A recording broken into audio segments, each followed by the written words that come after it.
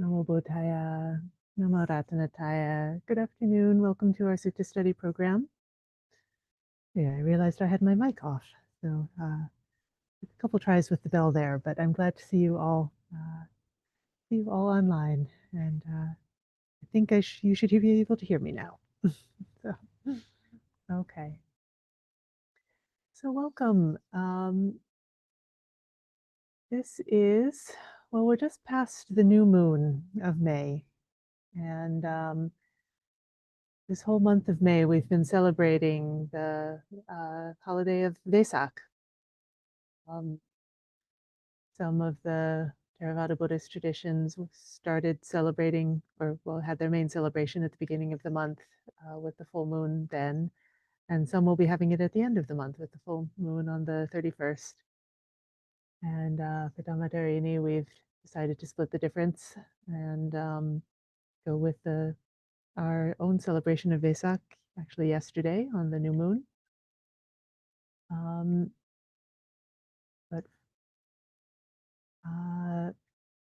But because there is this sort of extra moon this month, we've decided, well, let's just make it a full month of Vesak, or at least a few weeks of Vesak. And so for the past couple weeks, we've been looking in turn during the sutta study at each of the great events in the life of the Buddha that are commemorated on Vesak. So we started 2 weeks ago with the birth. Then last week, Ayamarajina joined us to talk about the awakening. And this week we're up to the third great event, which is the Parinibbana, the Buddha's final passing away. And yeah, this one is a very interesting event. You know, the feeling of Vesak is very much joyful. It's a happy event. It's a wonderful thing that the Buddha came into the world, that he awakened. We can see these things very clearly with the birth. We can say, you know, happy birthday to the Buddha and the various beings, according to the stories, born at the same time as him. So we also wished a happy birthday to the Bodhi tree and to the Kaccayana, formerly known as Yashodhara, the wife of the Buddha, of the Bodhisattva, who was born at the same time as him, also, they say. So happy birthday to all of them. And then, of course, Happy Awakening Day is very easy to say. That's, you know, the awakening is this wonderful, beautiful event. It's what it's all about. Our whole path of practice is pointing towards that, and to see it realized in such a amazing way in this person of the Buddha is, of course, a joyful thing that we can celebrate and feel very inspired by. And then the Parinibbana, this one is a little more difficult for us to see as a joyful thing sometimes, because it is, you know, our teacher, our great teacher, the Buddha, who is going away from us in this story. And indeed, he's not present with us today in the same way that he was at the time of the original text of the original suttas. He's not here to sit in front of us, and you know, he had the skill of, for each person, giving them just the teaching they needed, if they were ready. Some people weren't ready for any teaching, but he had the skill of knowing people's minds and knowing, oh, here's what you need, and we could have some fantasy. Oh, if only the teacher were here to lead us in that way, then we'd have it made. We'd awaken right away, of course, or we imagine that. May or may not be true. It does depend on us and our own development. And so then for the Buddha to not be here, to not be with us in that way, then, you know, we can have grief over that. And as we read through the sutta today, we're going to be reading Digha Nikaya 16. It's the Mahāparinibbānasutta, and it tells the story of the Buddha's final passing away in great detail. It's a it's, I think, the longest of the early suttas. And so we are not going to get through all of it today, as there's many things in this sutta. But it's very human in its way. It has its very human aspect. All of the stories of these three events do, like the the birth and the awakening. Each of those stories has their human aspects, as well as their mythological, miraculous aspects, as well as the sort of third part of something that's not an ordinary human thing and is also not a sort of miraculous occurrence thing in terms of, like, flowers manifesting and devas and carrying parasols and all of this. That not that kind of miracle, but the miracle of awakening. There's this sort of through line of in these stories of sort of demonstrating this thing that is outside of our ordinary human experience, but it's also not like this divine spectacle kind of miracle. It's the miracle of awakening that is the through line in all of these stories, and is the reason really that we're still telling these stories today. But each of the events, they have these three aspects of the human and the miraculous and the awakening part, with different balances in the stories for the three different events. And I think this one with the Parinibbana it's sort of the most mixed between these three different ways of looking at the events. The human part, we see very clearly, the Buddha, he's getting old. In this story, he's gotten very old. His body is falling apart. He knows there's not much longer. And those around him also know there's not much longer. And there's this grief. There's, from many of them, those who are not fully awakened yet, we see their grief. And we see the difficulty with the Buddha's body. There's also the miraculous aspect of when, well, we'll get there, but, flowers falling from the sky, this kind of thing. We have those sorts of stories as well. But the part that I think really is the joyful part that we can be keeping our eyes on throughout this story is this through line of awakening of the, that all of these events, the birth and the awakening and the passing away, all of these are, they're demonstrating what an awakened life looks like. They're demonstrating how the mind can be in relation to all the events of life. And it's a very different kind of mind, and it's a very different kind of way of looking at things. And through these stories, we can look and find the joyful aspect in it. And I invite you to do that. I think really this is how it's understood for an awakened one, is that this passing away with the breaking up of the body, that's the complete liberation. The awakening that comes before that in this life, well, that's wonderful also. That's of course possible and joyful, but it's still with this body attached. It's still with at least the pains and difficulties of having a human body, of having human senses. At least that is there. You don't have to add anything more to it anymore after that. But the complete liberation from that, the going beyond all of that, the not returning for another life, this is the greatest joy, actually. And as we read this story, I'm going to invite you to sort of, just be developing your perception of that in the story. There's many ways to look at things, but we can develop our perception in ways that can support and inspire us. Or we can develop our perception in other ways. So I recommend doing the way that supports and inspires us and leads us to understand better really what is awakening, and rejoice in that. So let's go to the sutta. There's so much in this sutta. I think we have actually looked at some of it fairly recently. I think back in the late fall or early winter, we were looking at one part of it, which was the beginning. So I'm going to skip over the beginning fairly quickly because there's so much here and we want to get to the rest. But it's a very sort of dramatic beginning, actually. And so this just briefly to give us the framing of this whole story. This is Dika Nikaya 16. So I have heard. At one time the Buddha was staying near Rajagaha on the Vulture's Peak mountain. Now at that time King Ajatasattu of Magadha, son of the Princess of Videha, wanted to invade the Vajis. This is a neighboring country. He declared, "I shall wipe out these Vajis, so mighty and powerful. I shall destroy them and lay ruin and devastation upon them." So this is an unusual way to start a sutta. To start with this declaration of violence by the king of Magadha.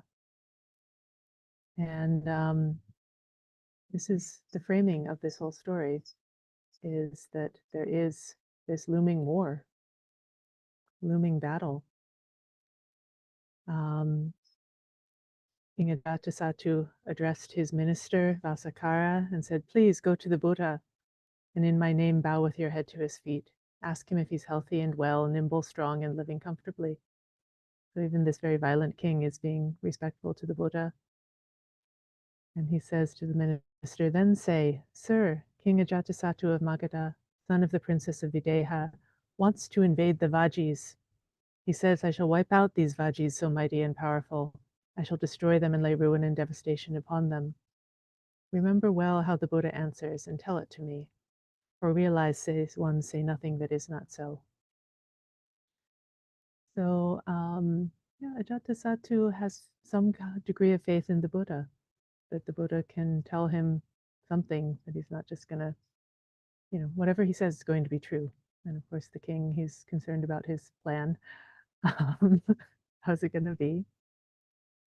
And so the minister, we'll skip over this part mostly, but the minister goes to the Buddha and tells him this.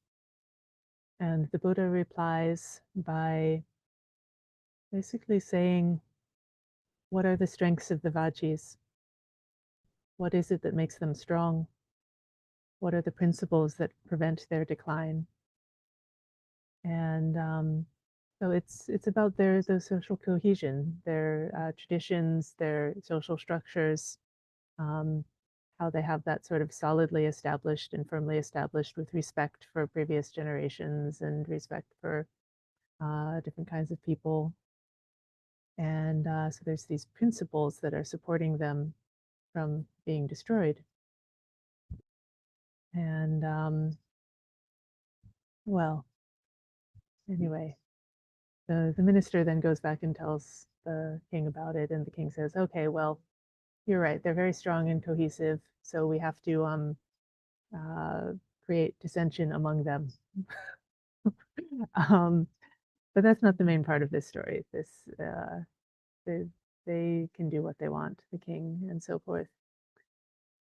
But it's sort of, the Buddha is thinking about things falling apart. He's thinking about this war coming. He's thinking about what will make his own people strong, go forward, thinking about his own passing away. And so we have here this section, the principles that prevent decline, which is related to the Vajis and their social cohesion, their harmony. And he applies this also. He starts giving teachings to his Sangha of the bhikkhus, bhikkhunis, and says, okay, here's how you prevent decline among yourselves. He's starting this teaching theme of preventing decline. And it's very similar, that they must meet frequently, meet in harmony, respect the seniors, do all these things. They must really establish themselves well as a harmonious community and in their monastic practice. And there's actually a whole long section here about principles that prevent decline. And if you want to go into them more deeply, you can go to our YouTube and find the Principles That Prevent Decline video from November or December, something like that.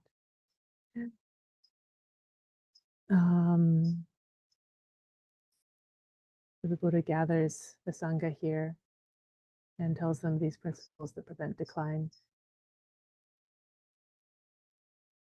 And then, after he stayed at Rajagaha, where he was for as long as he pleased, he addresses the Venerable Ananda and says, "Come, Ananda, let's go to Ambalatika." So here they're beginning a journey. And as this journey goes on, we'll see that Ananda, Venerable Ananda, is with him the whole way. And, this sutta, it's speculated that Venerable Ananda is actually the one who composed it. That the detail that you get here about the Buddha's last days with Venerable Ananda, there's nobody else who could have told this story. So you get really like the voice of the storyteller in this sutta, in a way. There's probably parts that were sort of put together later. It's probably not literally just Ananda's story, but as like the framing and the storyteller, Ananda is our viewpoint character here, who will be with us throughout as the Buddha's faithful attendant. And and I think he's a good sort of humanizer. Ananda at this point himself is a stream enterer, but not a fully awakened one. And he's got all the sort of human things going on. We'll see that he is grieving, or will be. He hasn't got it all worked out yet. So they start their journey, and as they journey, the Buddha is teaching. He's taught already these principles that prevent decline. And then at their first stop in Ambalatika, he gives this talk that we're going to see pop up again and again, this sutta. He says, such is ethics, such is immersion, samadhi, such is wisdom. When immersion is imbued with ethics, it's very fruitful and beneficial. When wisdom is imbued with immersion, it's very fruitful and beneficial. When the mind is imbued with wisdom, it is rightly freed from the defilements, namely, the defilements of sensuality, desire to be reborn, and ignorance. So this is a very brief summary of his teachings, and it seems like he was really wanting people to get this in the last few weeks. So, such is ethics. Ethics is sila.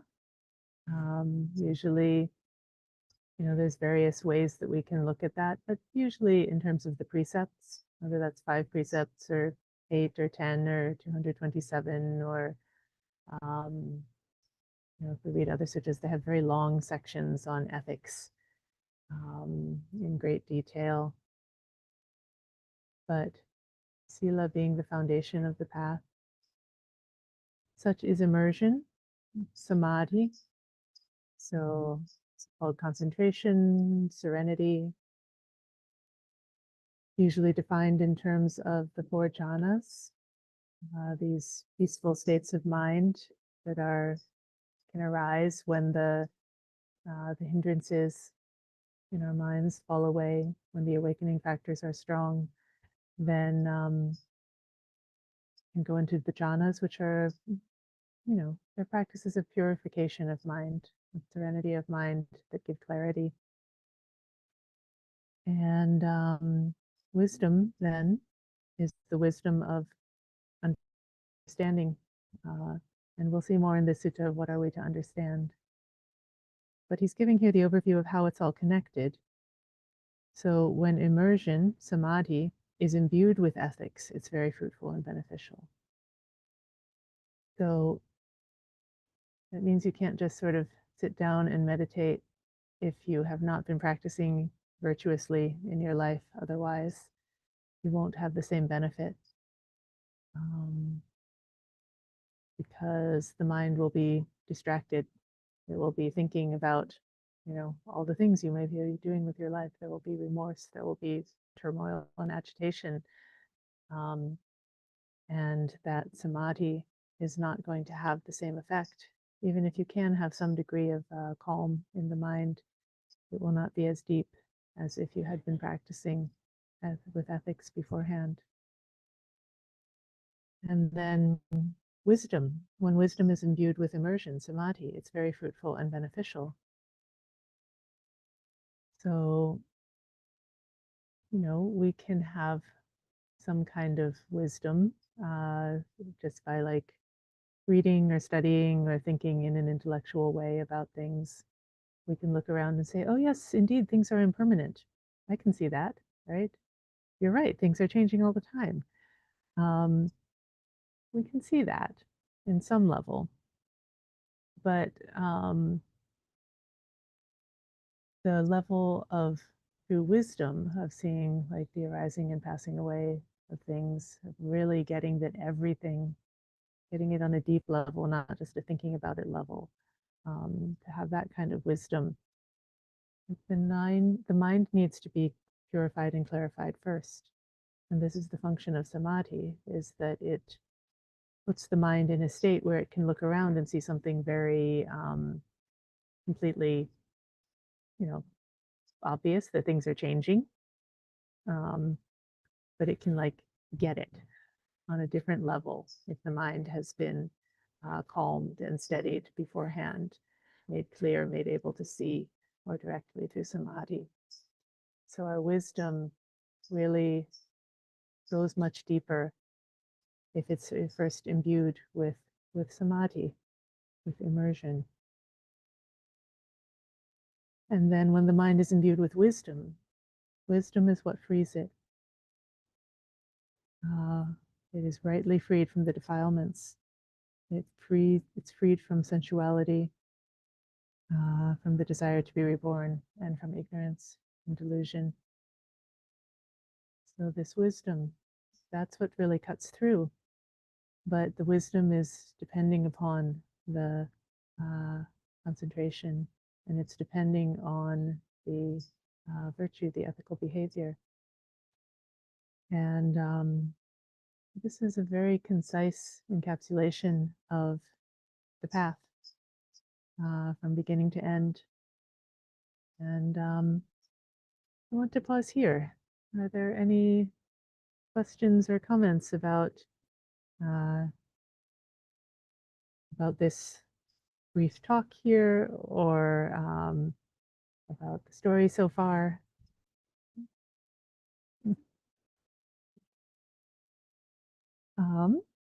Let's see, I'm going to give somebody here a little microphone, and then people online can hear you also.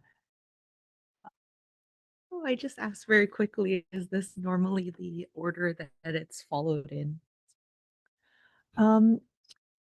Great. Well, so this is Sila Samadhi Panya, is usually the way it's presented. It's one of the ways of looking at the whole of the Buddha's path. It's not always presented in this order.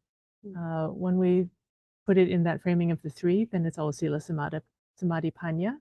But then if we try to match it up, say, with the Noble Eightfold Path, the Noble Eightfold Path is traditionally broken up into these three sections of Sila and Samadhi and Panya, but they're in a different order. Panya in the Noble Eightfold Path actually corresponds to the first two, of right view and right intention. And then Sila is the next three of right speech, right action, right livelihood. And then Samadhi is the right effort, right mindfulness, right samadhi, right concentration. So, they kind of loop around. And this is true with many of the Buddha's teachings, that they like one teaching will contain another teaching.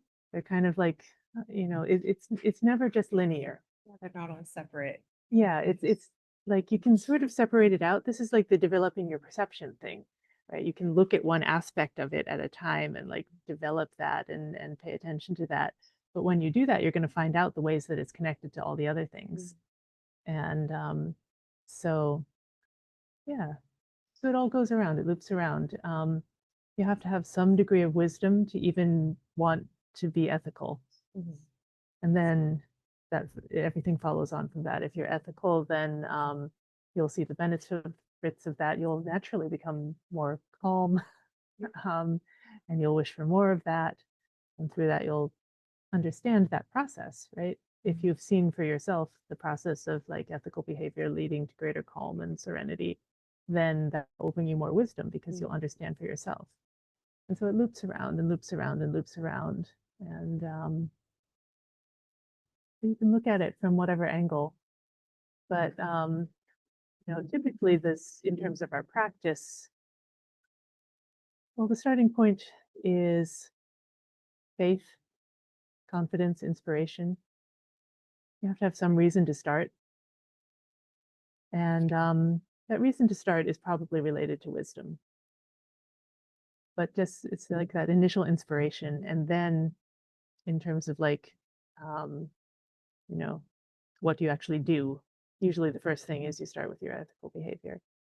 And then that's the foundation for everything that goes on from there. Thank you. Yeah. Richard, yes. Thank you. This word sila, translated here as ethics, some people translate it as morality. Its original meaning is actually habit. So many of us have been exposed or trained by people who have, strong meditation. And they'll say, try to do it every day around the same time for the same period of time. So that's another way to look at this, right? That samadhi, right, imbued with habit. In other words, you build up that habit, and it's kind of like putting money away in your savings account, right? And you just leave it there, and it just keeps building and building. And then you'll find that you can sit for longer periods of time and more periods of time, if you have the time, it depends on your life, how much you're working and things like that. But if you're retired or something, you might have a good amount of time. And so you can build up that habit.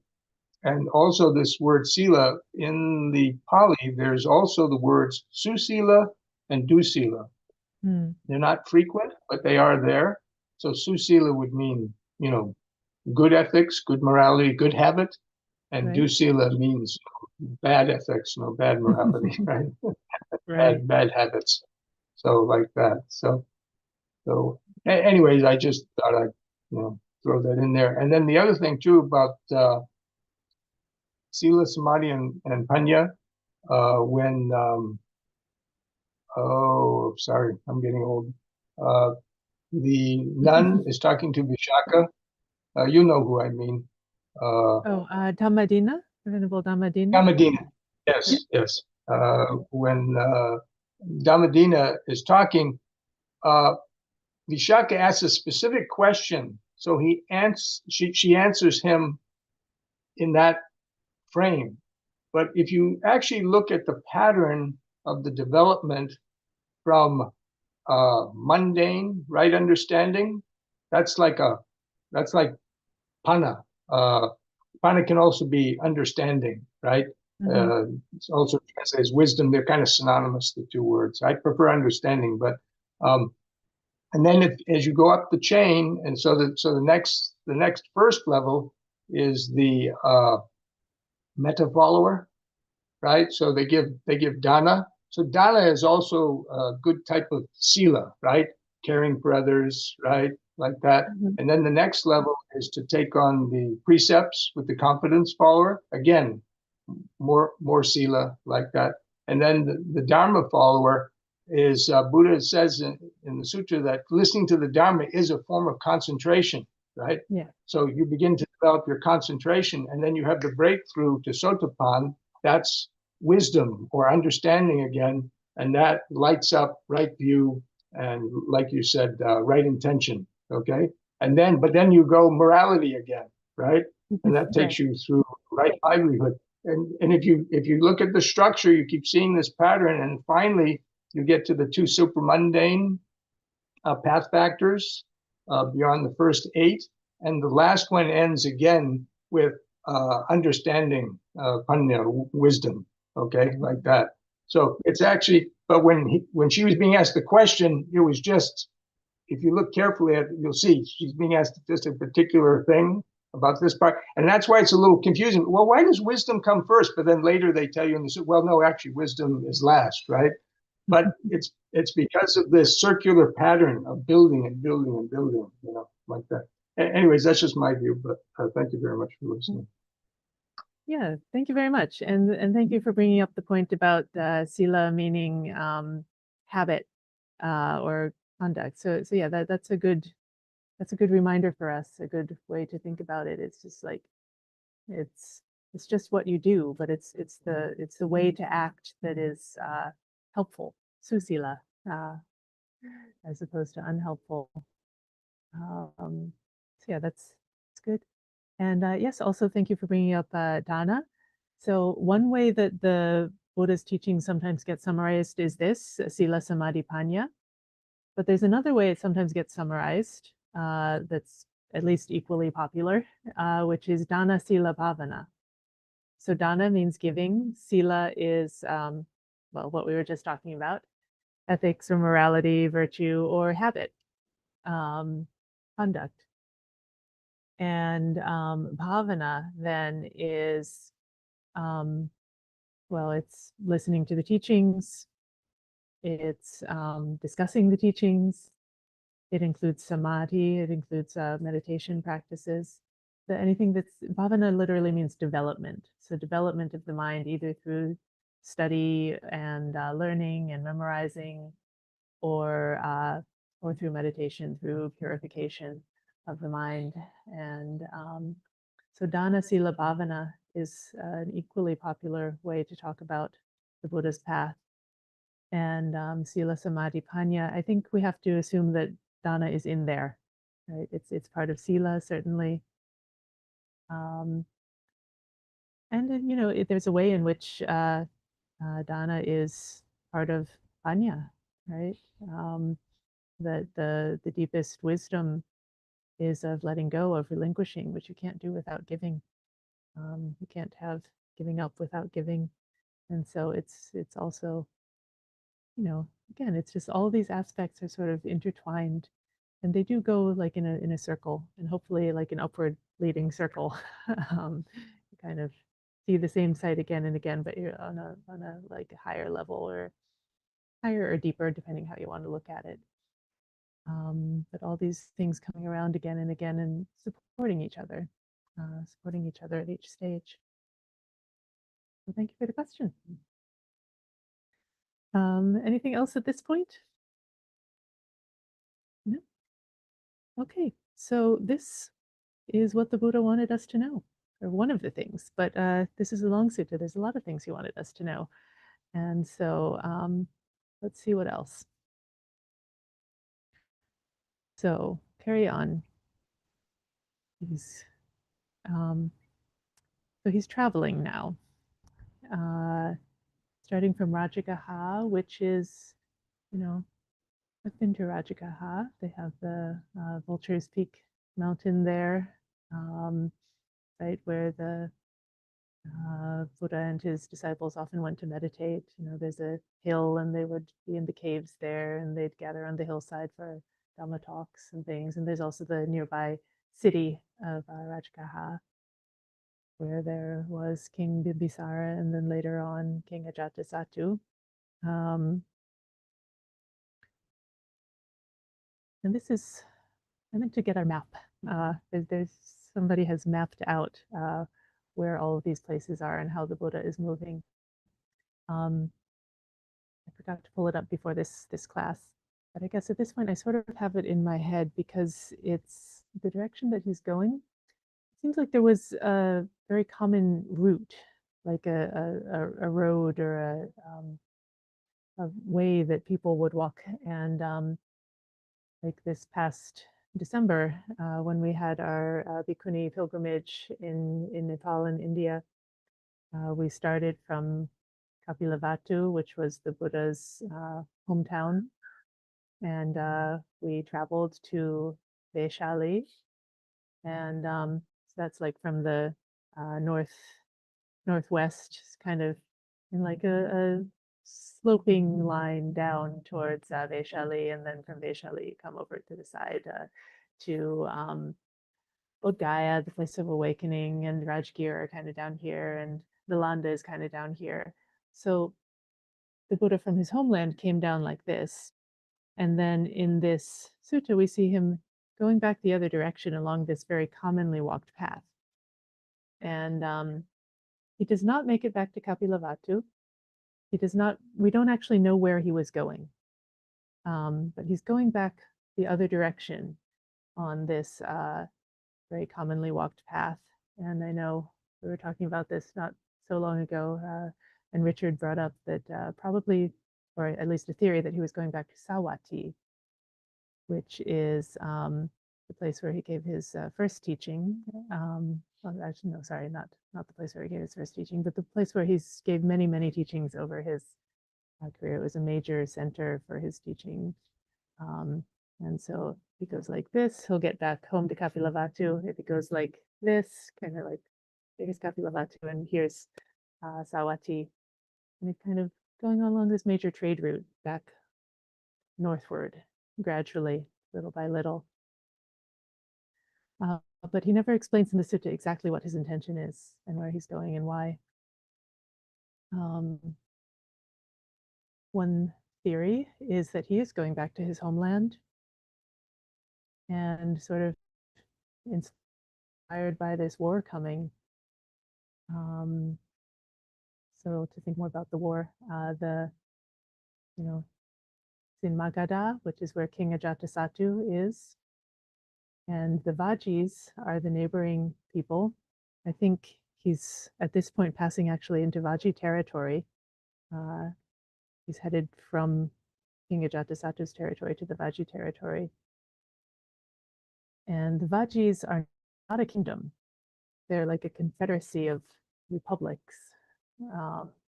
And so there's these different models of government around in the different countries. And the Vajis have a system that's actually much more like that of the Sakyans of the Buddha's own homeland, which was a republic and not actually a kingdom, although people often say that he was a prince and his parents were a king and a queen, but wasn't quite like that in his homeland, actually. So he's sort of moving away from this absolute rule and violence towards somewhere, either his homeland or to his main center of teaching in Savatthi. Okay, anyway, he's arriving at Nalanda, which later becomes a major university, major center of Buddhist studies for millennia, or at least many centuries. He stays in the mangrove grove. All right. And then we have an interlude here with Venerable Sariputta. And this is Sariputta's Lion's Roar.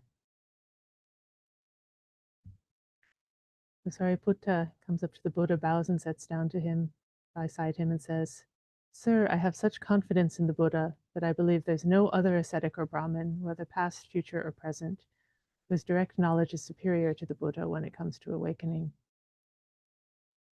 And the Buddha says, "Well, that's a grand and bold statement, Sariputta. You've roared a definitive, categorical lion's roar, saying that. What about all the perfected ones, the fully awakened Buddhas who lived in the past? Have you encompassed their minds to know that they also had such ethics, qualities, such wisdom, and such meditation and freedom?" Basically, he's challenging Sariputta. How do you know? What makes you say that? And Sariputta says, "No, I have not. I have not encompassed all the minds of all the previous Buddhas." And the Buddha asks, "Well, what about all those in the future? Have you encompassed their minds?" And Sariputta says, "No, I haven't." The Buddha says, "Well, what about me? Have you encompassed my mind to know this about me?" "No, sir." So the Buddha asks, "Well, how do you know then? What is the source of your faith in me, that you're saying this so grandly, so boldly?" And so Sariputta says, "I understand this by inference from the teaching." And he gives a metaphor. Suppose there was a king's frontier citadel with fortified embankments, ramparts, and arches, and a single gate. And it has a gatekeeper who is astute, competent, and intelligent, keeps strangers out and lets known people in. As he walks around the patrol path, he doesn't see a hole or cleft in the wall, not even one big enough for a cat to slip out. He thinks, whatever sizable creatures enter or leave the citadel, all of them do so via this gate. So he has reason to understand there's only one way in or out. And in the same way, Sariputta says, I understand all the perfected ones, whether past, future, or present, give up the 5 hindrances, corruptions of heart that weaken wisdom. Their mind is firmly established in the 4 kinds of mindfulness meditation. They correctly develop the 7 awakening factors, and they awaken to supreme perfect awakening.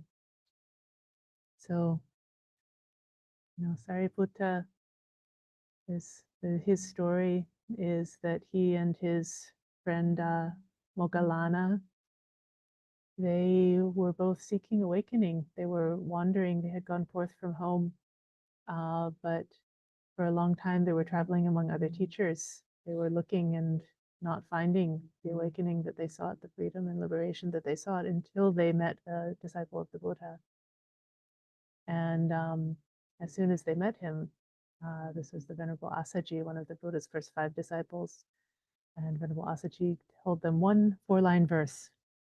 And after 2 lines, Sariputta attained stream entry. And after 4 lines, Mahamoggallana did, because they were ready, because they could see as soon as somebody showed them that there is one way. They checked all the other ways, basically. They checked all the ways out and couldn't find anything. And so, but somebody showed them the gate. And now Sariputta is saying, okay, I understand. What was that gate? It's really true. And this, of course, is many years later. They've been the Buddha's chief disciples for a long time. And Sariputta here is known as the foremost in wisdom. We have this image here, just at the right hand of the Buddha behind me. This is Venerable Sariputta, foremost in wisdom. And he has understood there is actually only this one way.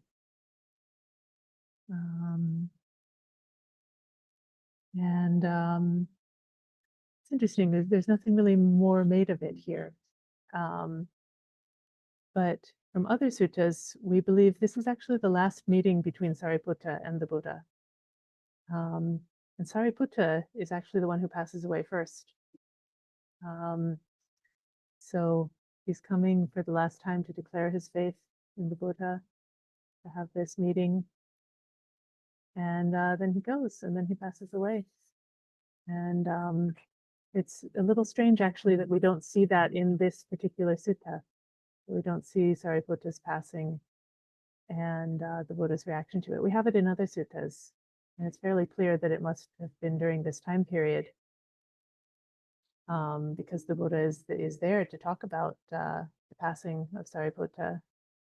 And Venerable Moggallana also passes away in this time period before the Buddha's passing. So the 2 foremost bhikkhu disciples of the Buddha, they're both there on the right hand, Sariputta and Moggallana.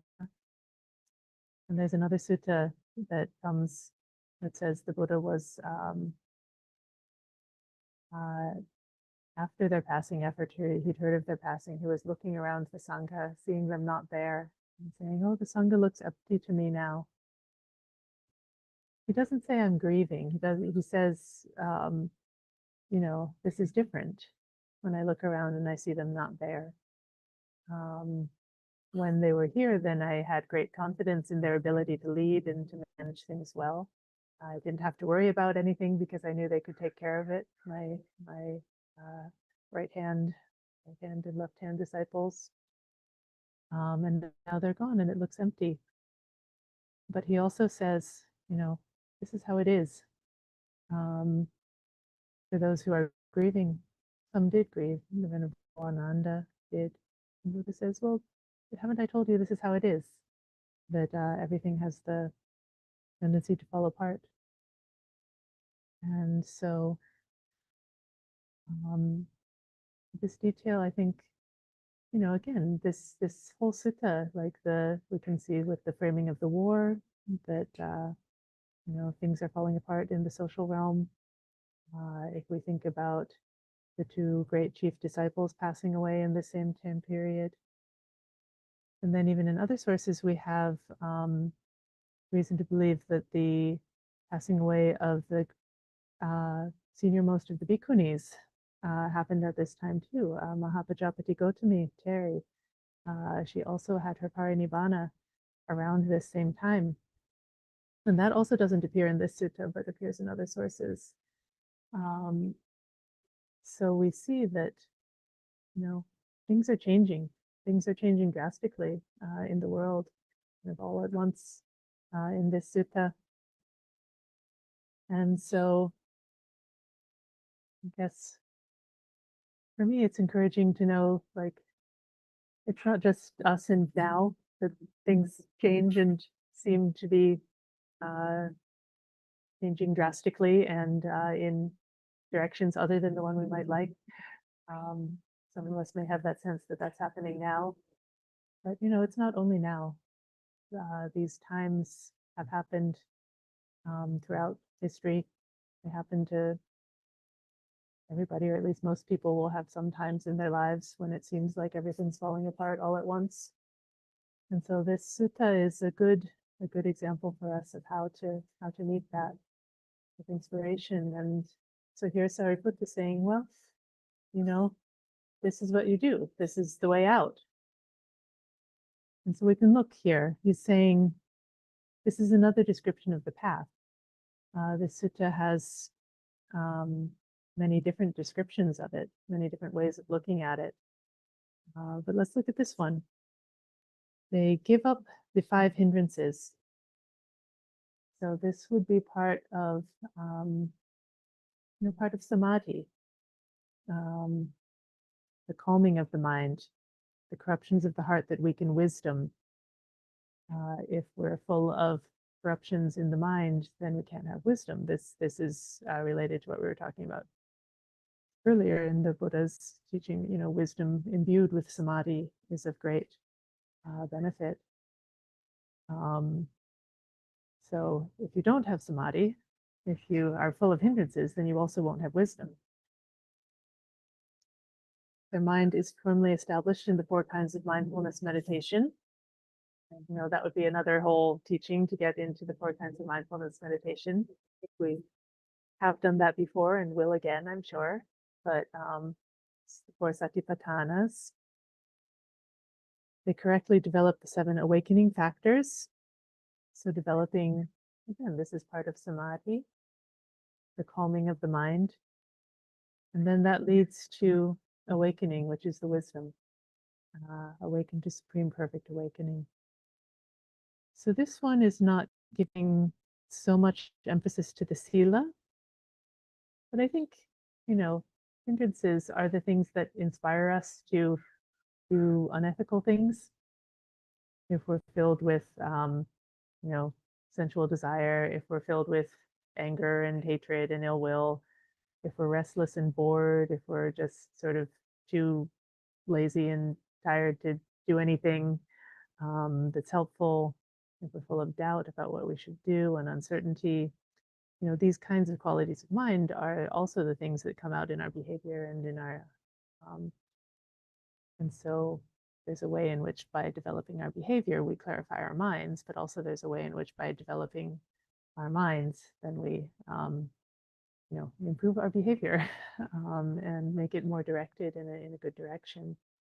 So again, it's all kind of like different angles looking together and supporting each other.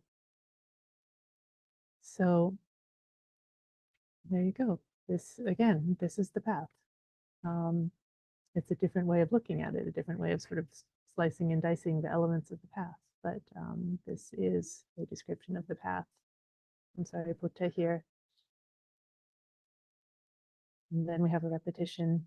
The Buddha is giving this same talk as before here at Nalanda also. Yes, Richard.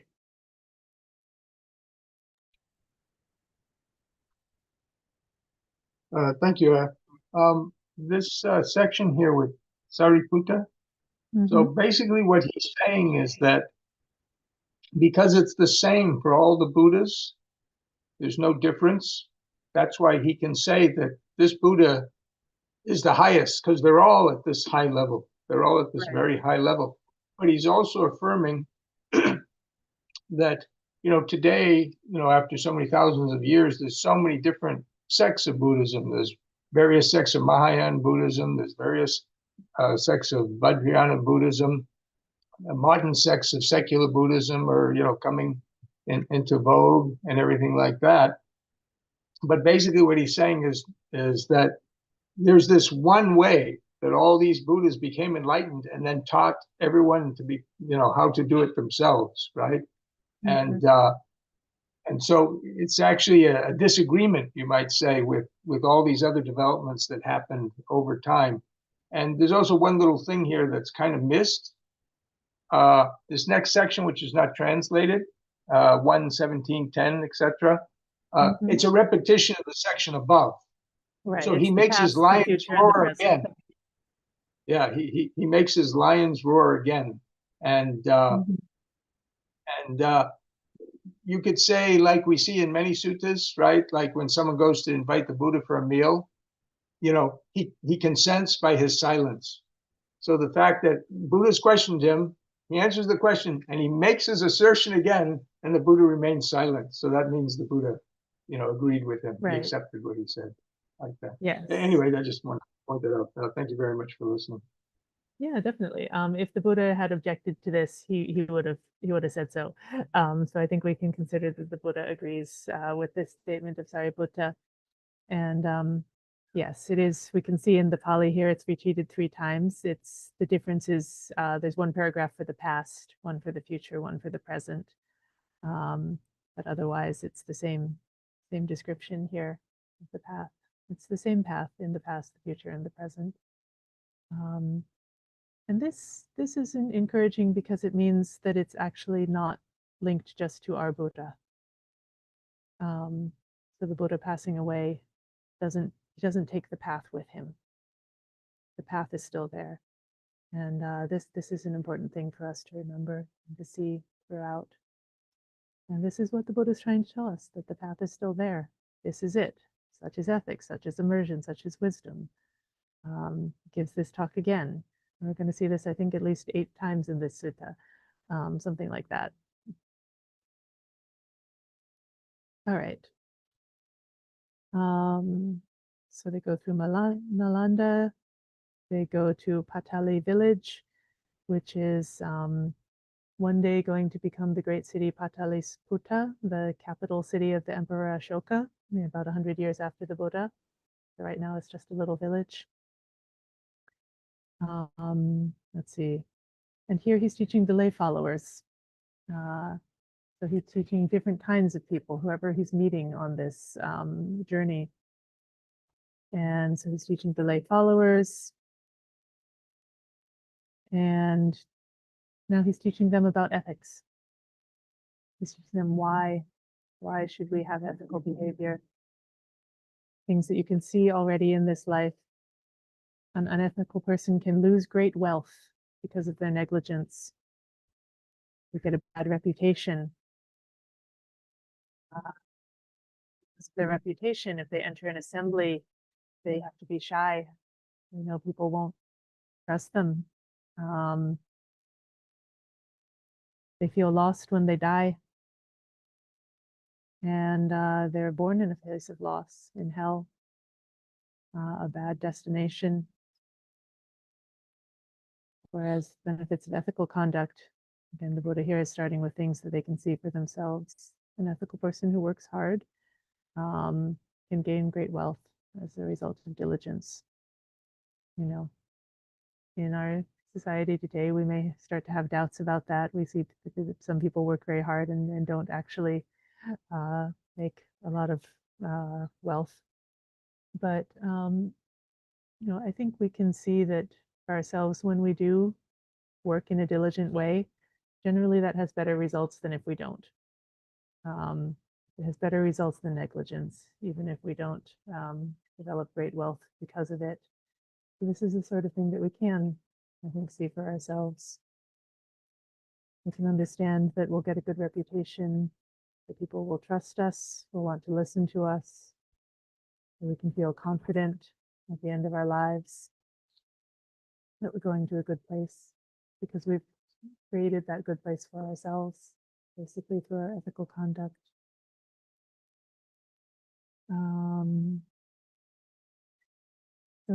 Okay, I want to skip ahead because this is a long sutta and we won't go through every single instance here. This next episode, we see the Brahmin minister who came to ask about attacking the Vajis. Now they're building a citadel at Patali village. So we see further developments in this battle. They're fortifying the village.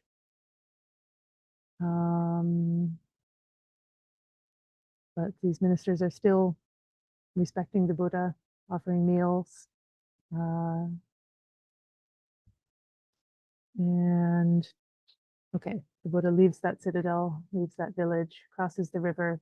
And I think now as he crosses the river, then he's in the Vaji territory. He's left Magadha. And in the next village here, he's teaching the Four Noble Truths. So again, another very core teaching, which we won't go through in detail right now. But basically, he's teaching the Four Noble Truths. And then again, he's teaching this, such as ethics, such as emergence, such as wisdom. And then he keeps going. And he goes to the land of the Nyatikas. So this is the land, this is the clan that the Jain leader Mahavira belonged to. And so this is one of the other major sects of spiritual practitioners at the time, the wanderers, and one of the ones that still survives today. The Jains still survive today. And there is actually a lot of overlap between the teaching of the Jains and of the Buddha, but not completely. And so I think because there's so much overlap, then there's a lot of attention given to sorting out what are the differences to make it clear to people. Anyway, the Buddha is staying in this place, and various people have passed away in this town. And the people are coming to the Buddha asking where were they reborn. And all of these are actually followers of the Buddha. There's a bhikkhu named Salha, there's a bhikkhuni, there's a layman, there's a laywoman. These members of the four assemblies of the Buddha passing away in this stronghold of the other teachers. And they're asking the Buddha, where have they been reborn? And the Buddha is saying, well, they realized things in my teaching. One is an arahant, one is a non-returner, one is a once returner, one is a stream enterer. And so commentators, or at least Bhante Sujatru here, is saying, this may be something sort of trying to demonstrate the strength of the Buddha's teachings as opposed to the Jain teachings. That might be why this section is here. But here's the next section related to this, I think, is the main point. So the people would often come to the Buddha and say, where has so-and-so been reborn? What did they realize? And now the Buddha is saying, well, you don't have to come and ask me every time. Says it's no wonder that a human being should pass away. This is something we know happens. But if you should come and ask me about it each and every time someone passes away, that would be a bother for me. So I will teach you. I will teach you the explanation of the Dhamma called the mirror of the teaching. And a noble disciple who has this may declare of themselves, I've finished with rebirth in hell, the animal realm, and the ghost realm. I've finished with all places of loss, bad places, the underworld. I am a stream enterer. I'm not liable to be reborn in the underworld, and I'm assured destined for awakening. And what is that mirror of the teaching? So how do you check? How do you know if you've really realized something in the Dhamma? Well, the stream enterer has experiential confidence in Buddha. Blessed One is perfected. etc. We chant this regularly. I've been giving a Tuesday evening teaching series on these qualities. But this is something we have confidence in if we've really understood something about the Dhamma. We have experiential confidence in the teaching. The teaching is well explained by the Buddha. We have experiential confidence in the Sangha. The Sangha of the Buddha's disciples is practicing the good way. And they have the ethical conduct loved by the noble ones. It's not that they would never do any fault, but they would understand and do their best to avoid doing fault. They're not going to do anything grossly terrible. And as soon as they understand that they've done something that is not good, they will correct it. Because they understand that that is for their own good. They understand the relationship of that with immersion. They understand the relationship of that with wisdom and with freedom. And so they wouldn't do anything really bad. And they'll fix anything that's a little bit bad as soon as they understand it. So if we can see these qualities in ourselves, then we know we can have confidence. This is the mirror of the teaching. That this still will be there even if the Buddha isn't there to tell you, oh yes, so-and-so is a stream enterer. It's possible to know. And this is the ongoing theme of his teachings, that possible to know and possible to follow this path, even if he's not there. And it gives this talk again, such as ethics, such as immersion, such as wisdom.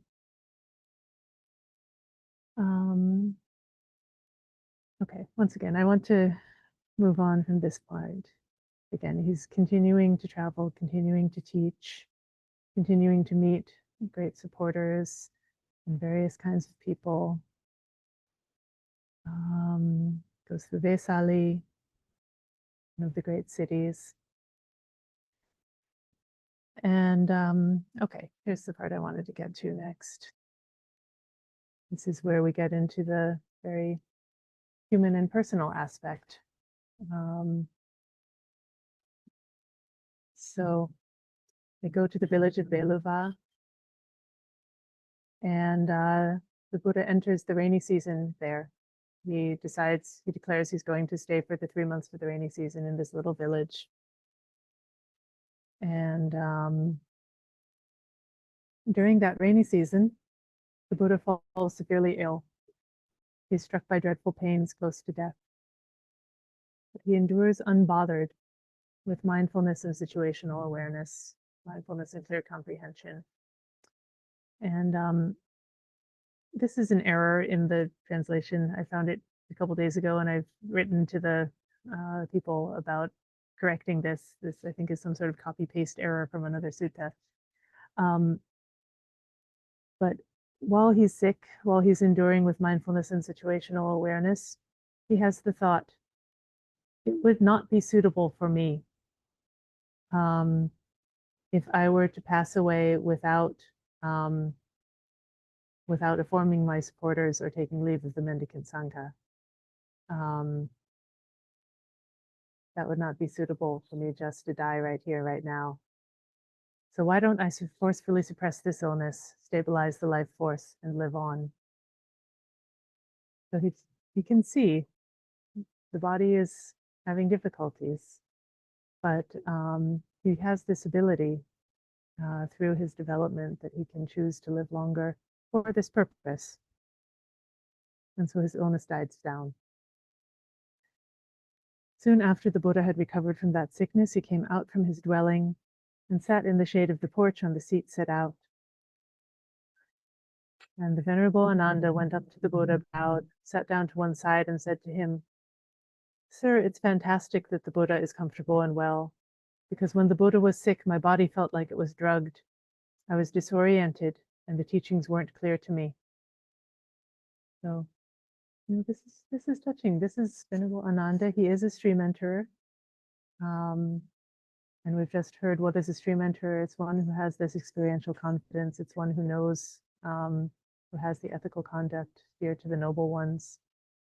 But still, he can become disoriented. Even the teachings aren't clear. In this case of this sort of sense of loss, fear, He says, still, I was consoled by the thought that the Buddha won't be fully extinguished without bringing up something regarding the Sangha of mendicants. So, Ananda is thinking the Buddha, he needs to tell us what to do. He needs to tell us who's going to be in charge, what's going to happen. And the Buddha says, well, what could the mendicant Sangha expect from me, Ananda? After all this, I've taught the Dhamma without making any distinction between secret and public teachings. If there's anyone who thinks I shall lead the mendicant Sangha, or the Sangha of mendicants is meant for me, let them bring up something regarding the Sangha. But the realized one doesn't think like this. So why should he bring up something regarding the Sangha? I'm now old, elderly, and senior.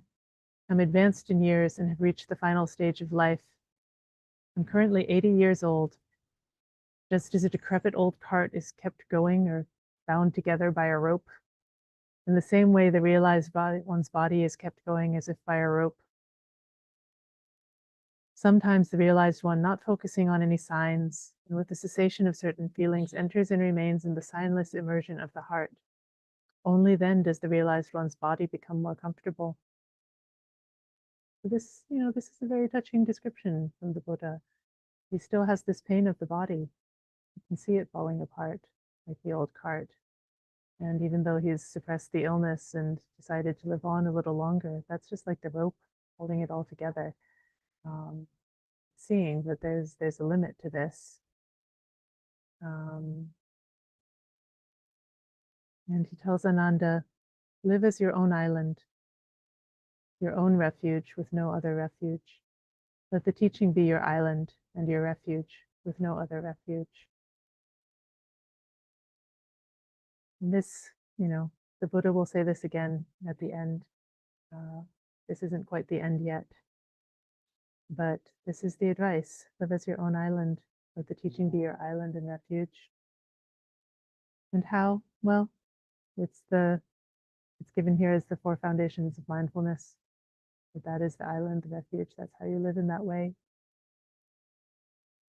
Let me pause here. Any comments here?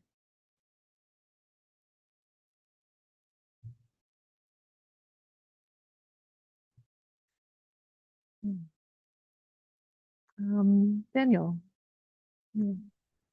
Oh, I was just commenting to say that I'm kind of grateful that there's a sort of explicit rejection of some kind of successor hierarchy. Just thinking of other religious traditions where that becomes a major point of conflict and separation and war and whatnot. I was just thinking, oh, I'm glad that this was so explicitly put out, and in my own experience have been somewhat pleasantly surprised by the sort of decentralized nature of the Sangha. It's not at all like it is in many other traditions. Obviously, I can't say all because I don't know all, but yeah, I've really enjoyed that structure. So I just wanted to comment on that. Yeah, thank you very much. Definitely, it's sort of unusual. You sort of think that there's going to be this passing down and this lineage holder and all these things, and but yeah, the Sangha really is more. It's more flexible than that. Like the way he set it up is really, it's amazing. It's been so flexible and also so strong for so long because because of the way it's set up, that it is like each group. It's just, once you are monastic, then you're in the club, but you make decisions with just the people who are with you in a certain boundary, a certain area, and those decisions are binding for you and that group, but not necessarily for everybody everywhere. So there's certainly principles that are strong that must be kept to, but there's also so much flexibility and freedom and autonomy, and and it's just a very sort of interesting, strong, flexible system. Thank you. Let's see. So I do want to get to the actual Parinibbana. Richard, is it okay if I go ahead a little bit? Thank you. All right. So the Buddha is saying, his body is still falling apart, and what to do. What to do. And he's still sort of deciding for himself here, seems like. So he takes Ananda to a shrine. They sit together in the shrine, and he says to Ananda, Vesali is lovely, and this shrine where we're sitting is also lovely. Whoever has developed and cultivated the 4 bases of psychic power, made them a vehicle and basis, kept them up, consolidated, and properly implemented, may, if they wish, live for the proper lifespan, or what's left of it. So he's saying, it is possible for me to live longer. I can do that with what I have developed. But Ananda didn't get it, even though the Buddha dropped such an obvious hint. And so he did not beg the Buddha, may the Blessed One please remain for the proper lifespan. That would be for the welfare and happiness of the people. The Buddha repeats this 3 times, and each time Ananda doesn't get it. He doesn't ask.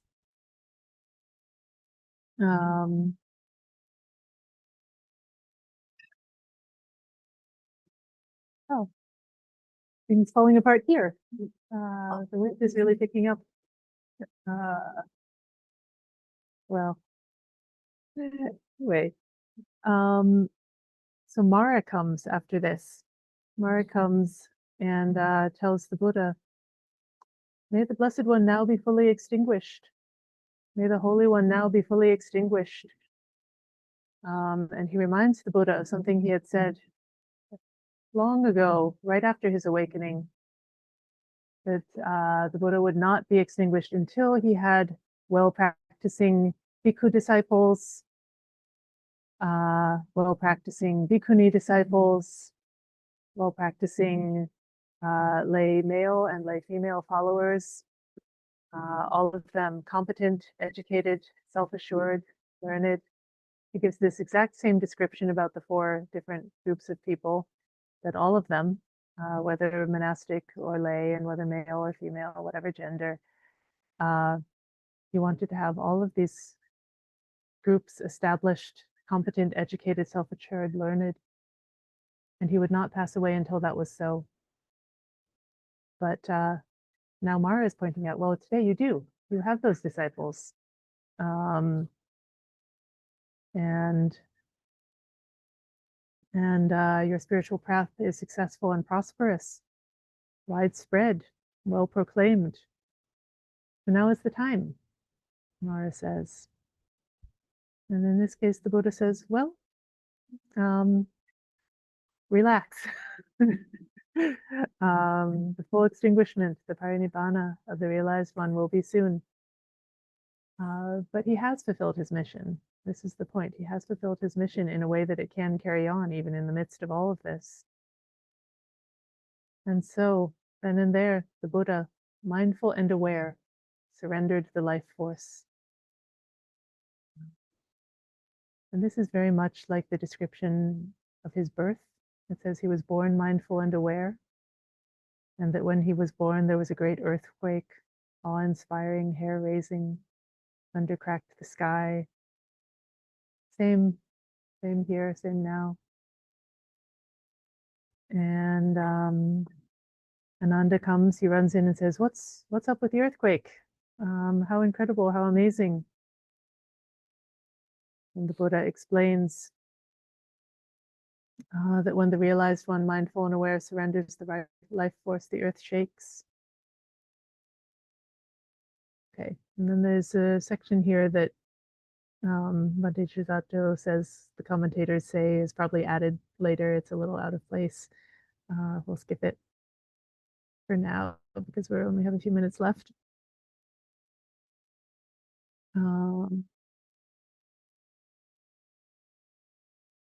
So, and then he tells Ananda the story about how he had made this commitment after his awakening that he would establish this Sangha, the 4 assemblies.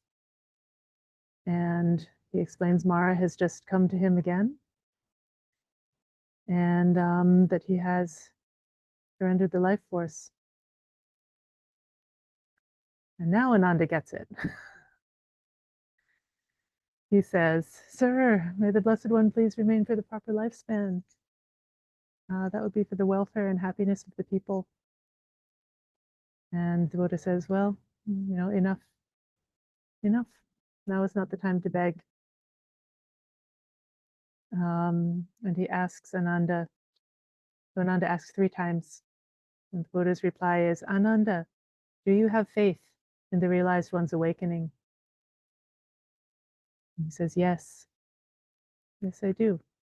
So why do you keep pressing me?" And the Buddha asks again, "Do you have faith, Ananda?" And okay. And he is, correcting Ananda for not having asked earlier. And he says, "Did I not prepare you for this when I explained that we must be parted and separated from all we hold dear and beloved?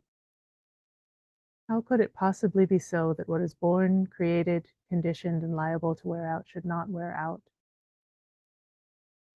The realized one has discarded, eliminated, released, relinquished, and surrendered the life force. And he has categorically declared the full extinguishment, the Parinibbāna, will be soon, in 3 months. So let's go." And Ananda says, "Yes, let's go." What else can he say at this point? All right, we have 2 minutes left in the sutta. Let me come down. So the Buddha is traveling. He continues to teach. Many useful things, including this same thing about ethics and immersion and wisdom. Goes to the town of Pava. And there's a smith called Chunda who comes and invites for the meal and makes the special meal of a dish called Sukaramadawang. There's a lot of debate over what exactly this dish is. Is it a pork? Is it mushroom? Is it poisoned somehow? There's a whole, we won't get into it too much because we don't have time. And basically the answer is we don't know. We don't know what was this. But the Buddha eats this dish and becomes violently ill. And he tells Chunda, "Please serve me, but serve the mendicant Sangha with the other foods. Don't give this to anybody else. I can eat this." He tells him to throw out the rest of it and bury it in a pit. And then the Buddha gives Chunda the smith a Dhamma talk. He's full of faith. And after that, he falls severely ill. Again, he endures unbothered with mindfulness and situational awareness. And there's descriptions here. Ananda is tending him very tenderly, bringing water.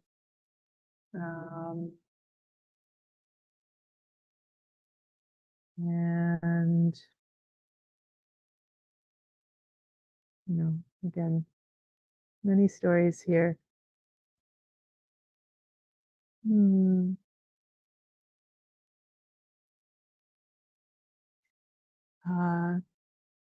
He tells Ananda to reassure Chunda the smith. He should not have remorse about having served this dish. He should say, "You're fortunate, Chunda, you're so very fortunate. For the realized one was fully quenched after eating his last alms meal from you." It's just the same as the meal that he ate just before his awakening.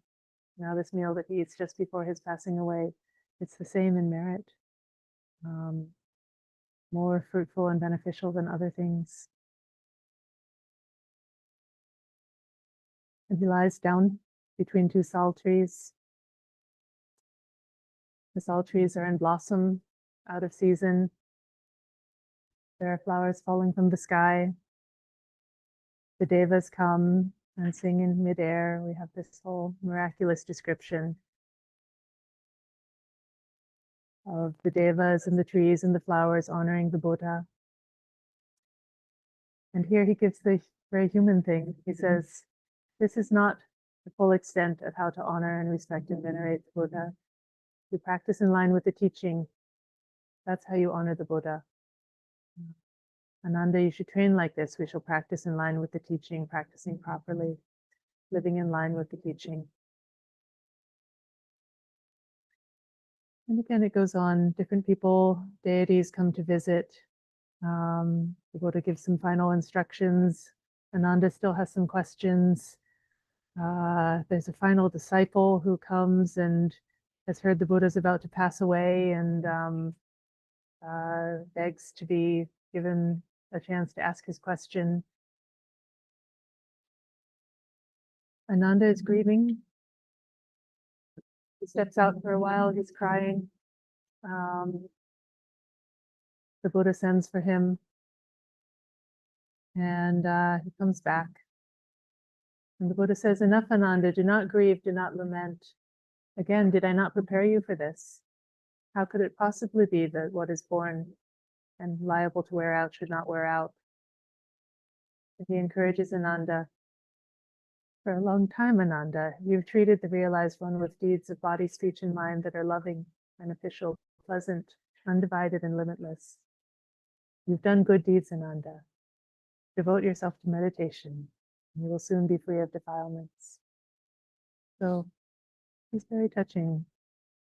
And he goes on to praise Ananda for his skill.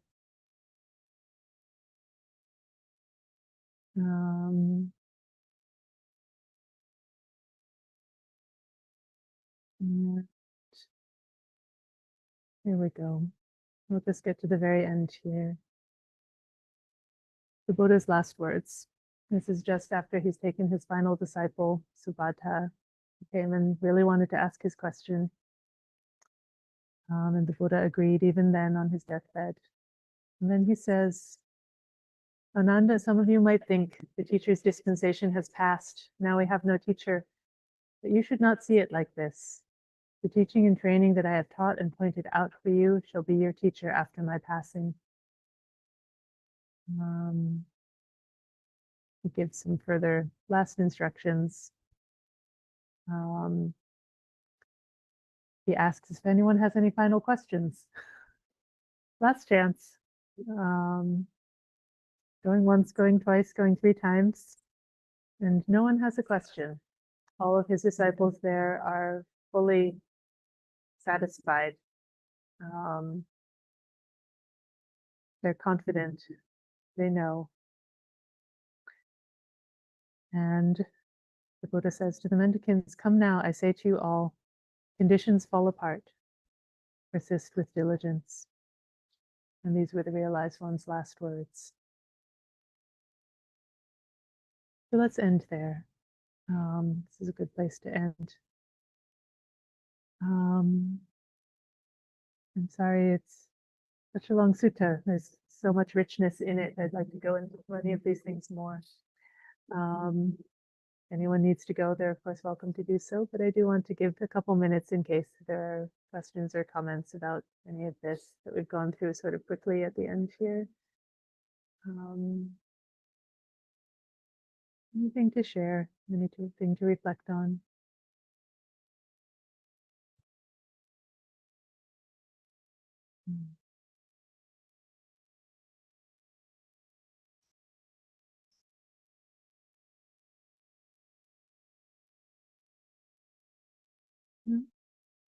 All right. Well, then we can let the Buddha's last words be the last words. It's true. It's a basic encapsulation of his path. What is the difficulty? It's that conditions fall apart. This is true. We see this in the passing of the Buddha, in all of the things going on, the passing of his disciples, of the social unrest, all of this falling apart, conditions fall apart. And yet we can strive on with diligence. There is something worth striving for. There is a path, there is a teaching. It can be our island, it can be our refuge. And the Buddha has shown us the way. And he's shown us also this through his example of his own passing away. This is actually the ultimate freedom. He's showing us the entirety of the way. And this is for us to follow. And he's shown us how. And he's let us know, he let Ananda know, you've done good. Done good. And you can have confidence, and you will awaken too soon, he says to Ananda, which is true. After the Buddha's passing, Ananda does awaken fully.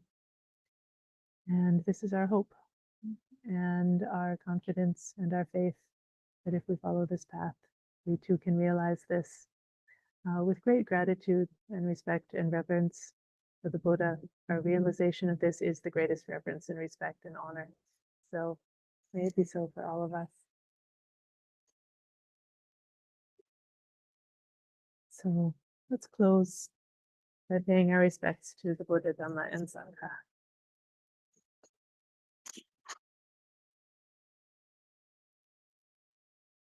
Arahang Samma Sambuddho Bhagava Buddhang Bhagavantam Vipādemi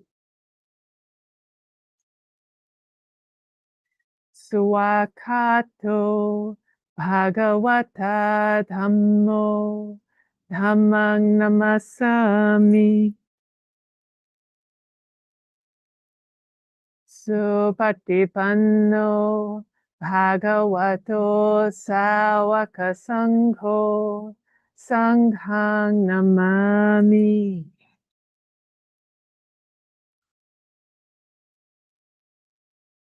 All right. Thank you, everyone, for your patient listening. We'll see you next time. Thank you, Aya. Thank you, Aya. Oh, and yes, and thank you to Ryan for sharing in the chat the map. And I invite anyone else to look at that also. Look it up online. Yeah, okay. Thank you. Bye, everybody.